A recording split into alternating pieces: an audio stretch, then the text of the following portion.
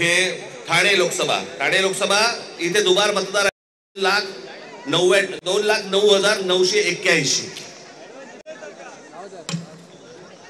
लोक म्हणतील की बाबा हे आकडे तो बोलून दाखवलेत, पुरावा कुठे आहे?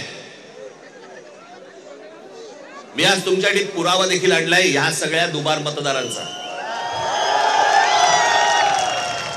काढते कापड. हे सगळे दुबार मतदार आहेत.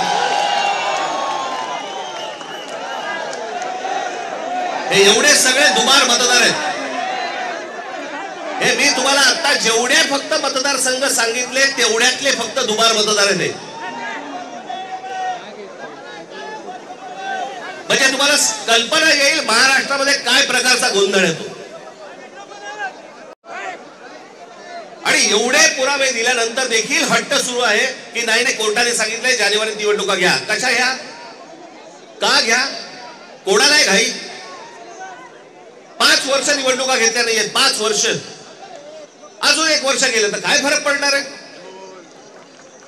काय फरक पडतो? 5 वर्ष काही फरक नाही पडला, अजून 1 वर्ष गेलं. पण जी माणसं भरली आहेत आतमध्ये त्याचं काय करायचं? मग त्याच्यातल्या त्याच्यात निवडणुका आटपून घ्यायच्या आणि पुन्हा यश पदरी पाडायचं. याला काय निवडणुका म्हणतात? या निवडणुका अशा याच्यात तर लोकशाही तरी टिकेल.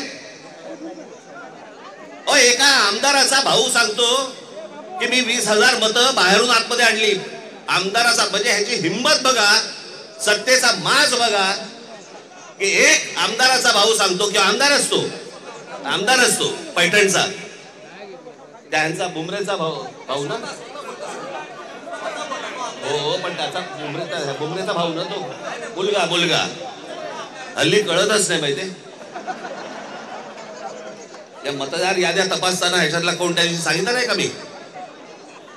मुलीचं वय 114, वडिलांचं वय 43. त्या दिवशी काय मला बोलायचं ते मी बोललो.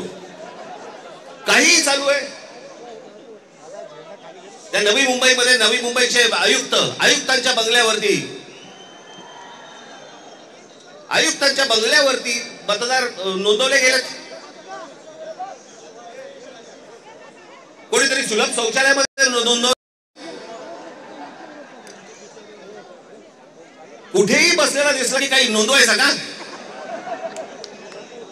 ही अत्यंत लाजिरवाणी गोष्ट मला असं वाटतं देशभर सुरू आहे, प्रत्येक ठिकाणी सुरू आहे, प्रत्येक मतदारापर्यंत समजलंय. परवा दिवशी तर मी त्या वोटिंग मशीन बद्दल बोललो. मी त्याचं डेमॉन्स्ट्रेशन दिलं. मी गेले 2017 पासून ओरडून सांगतोय की ह्याच्यामध्ये गडबड आहे, ह्याच्यामध्ये गोंधळ आहे.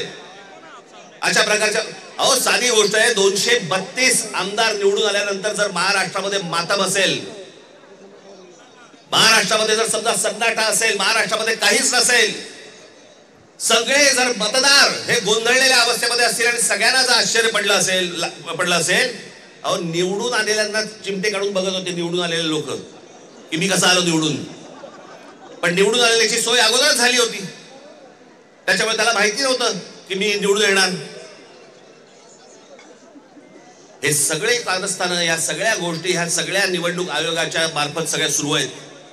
कशा निवडणुका लढवायच्या मला जरा सांगा. जो मतदार उन्हातारामध्ये रांगेमध्ये उभा राहतो त्याच्या मताचा अपमान नाही का? म्हणजे मतदारांनी मतदान नोंदवायचं, कुठेही करायचं, पण मॅच अगोदरच फिक्स आहे. त्याच्या मताला काय किंमत आहे?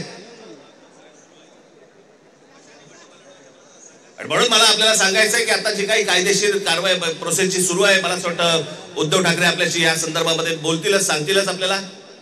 ते सगळ्या गोष्टी सुरू असतील. पण निवडणुका होतील. आता फक्त आपल्याला एकच सांगेल, जेव्हा कधी निवडणुका होतील एक तर पहिल्यांदा तुम्ही